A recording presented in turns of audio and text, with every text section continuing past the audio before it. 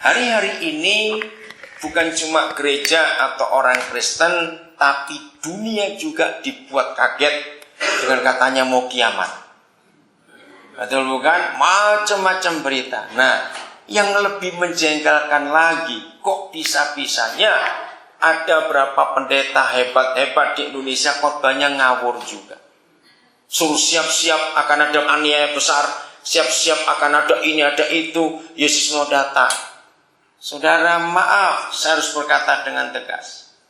Kalau saudara mendengar khotbah seperti walaupun dari pendeta besar, maka jawabannya dia tidak pernah baca Alkitab dengan baik.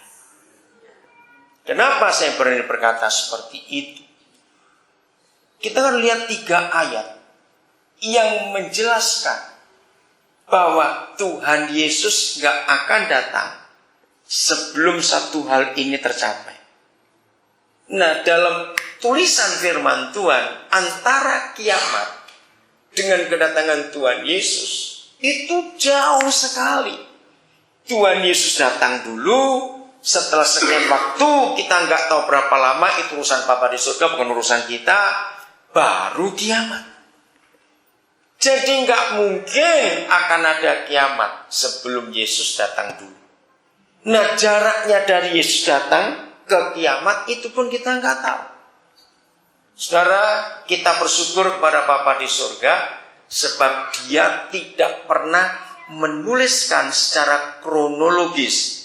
Tahu secara arti kronologis? Secara berurutan. Kenapa? Siapa bisa jawab? Kenapa Papa tidak menuliskan dalam firman-Nya secara kronologis? Ayo jawabannya apa? Siapa tahu? Kenapa? Kenapa kok nggak bisa? Kok Papa nggak pernah secara urut? Nggak usah takut salah. Jawab aja. Supaya kita berjaga-jaga. Enggak. Apa? Jawabannya kita ini kurang ajar. Kenapa kok jawabannya kita kurang ajar? Tahu nggak kurang ajarnya di mana? Nah, itu dia. Kalau saya tahu urutannya, tunggu aja. Besok jadi hari kita bertobat. Nah, kan ini kurang ajar kita, yuk. Baru ngaku sekarang.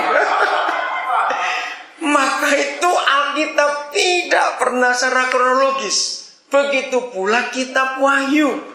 Tidak ada urutan. Jadi kalau saudara baca pasal 1, pasal 2, jangan dihitung. Pasal 1 jadi dulu, baru pasal 2. Enggak. Kita tidak pernah tahu. Papa sengaja ngacak, tahu ya, mengacak semua itu supaya kita nggak nebak-nebak. Maka itu jangan sibuk ngitung hari. Ada sekian minggu, sekian tahun, sudahlah lewati saja.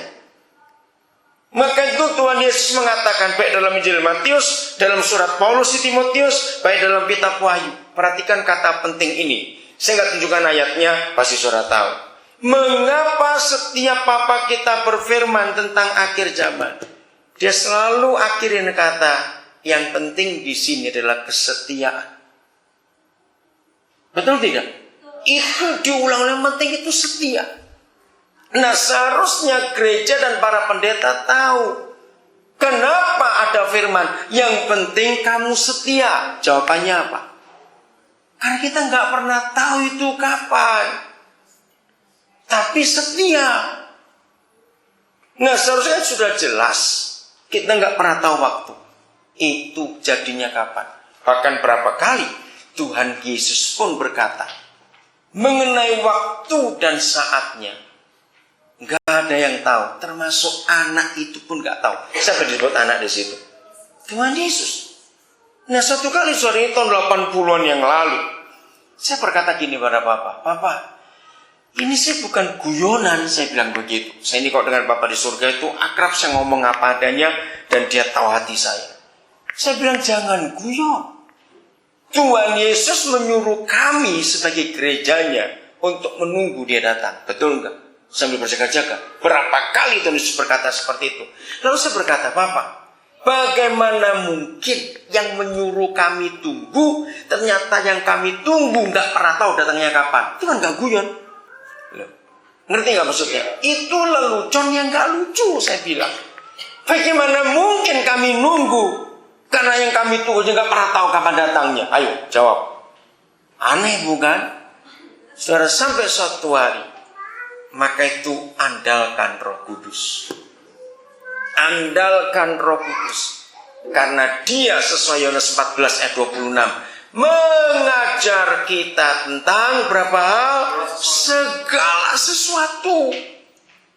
Maaf, doktrin dan teori akhir zaman yang dipakai oleh lebih dari 95% gereja di dunia, bukan cuma di Indonesia ini. Saya ulangi, doktrin atau pengajaran yang dipakai oleh 95% lebih gereja di dunia tentang akhir zaman adalah doktrin yang sudah berumur 60 tahun, 70 tahun yang lalu. Bayangkan, waktu itu pasar kelandasannya belum ada. Ngerti istilah ini? Saudara, itu sebabnya kalau yang sudah 60, 70 tahun lalu dipakai lagi sampai sekarang, itu betapa kunonya. Pasti kalau saya nyebut ini, sebagian besar orang nggak tahu. Karena zaman itu, padahal ini masih baru. Orang belum pakai HP. Ayo, siapa masih ingat ada HP Nokia tipe 3315? Lah, ya yang saya pakai tahunnya baru-baru pasti nggak tahu.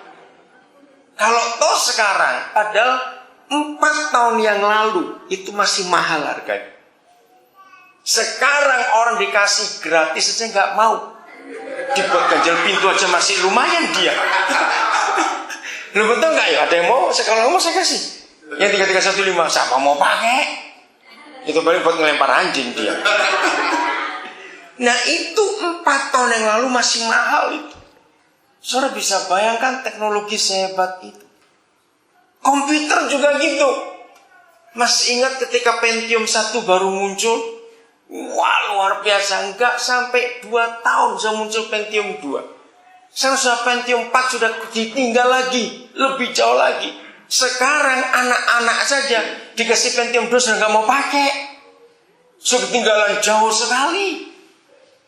Bisa ngerti contoh ini? Kalau ilmu pengetahuan sehebat itu perkembangannya, betapa kurang ajarnya gereja memberangus dan membelenggu Roh Kudus. Jangan bergerak di situ saja. Ngerti kata ini? Itu kurang ajar sekali. Dunia berkembang seperti ini, saudara. Maka Roh Kudus lebih hebat daripada itu. Oke, saya lanjut. Kalau gitu, apa sih yang disebut akhir zaman itu apa?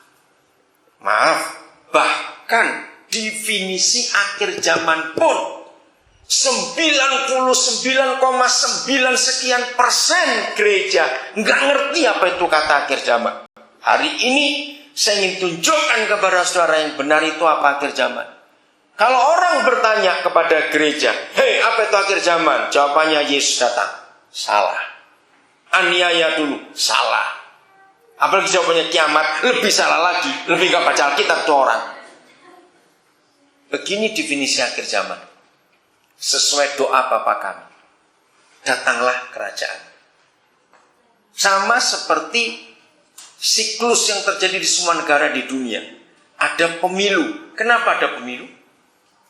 Ayo, kenapa ada pemilu? Akan ganti pemimpin. Nah, datanglah kerajaanmu itu tidak beda dengan pemilu. Jadi akhir zaman itu artinya berakhirnya zaman pemerintahan manusia dan dimulainya zaman pemerintahan Tuhan. Katakan amin. Amin. Harusnya kita sukacita. Nah, maka itu betul harus kita bersorak, bertepuk tangan. Wah, luar biasa. Maka itu kenapa? 99, sekian persen semua berita akhir zaman pasti nakut-nakuti. Ayo jawab ya atau tidak. Buat orang gak bisa tidur. Terus bagaimana ya? Terus anak-anak muda lebih kasihan lagi. Ayo kawin yuk, besok kawin yuk. Loh, kenapa kau tertawa? Ayo. Kenapa sampai anak-anak muda mikirnya kawin yuk, kawin? Ayo gak jawab. Kenapa? Karena salah khotbah. Itu kan ngaco semua. Ada yang gak usah sekolah, ayo kita jual rumah, gak usah kerja, Yesus mau datang. Salah. Justru akhir zaman itu gereja harus bersuka cita. Amin. Karena pemerintahan atas dunia dipegang oleh Yesus Tuhan kita. Nah, harusnya begitu sukacita kita mendengar tentang akhir zaman, bukan ketakutan.